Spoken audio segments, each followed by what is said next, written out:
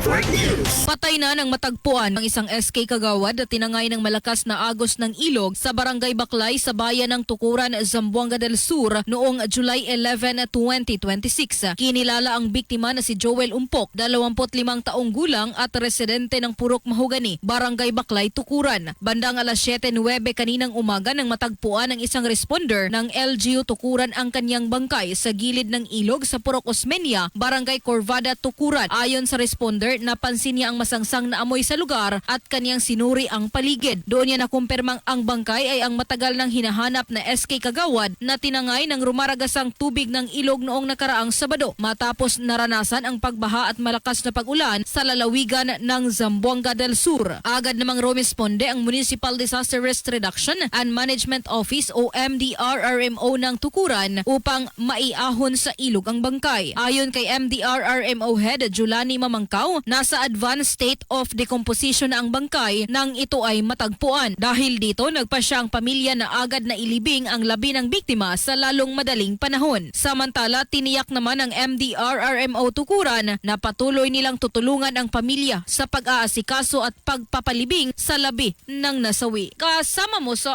RMN Pagadian, Radyo Man Mar Alawan, Tatak RMN. RMN Network News.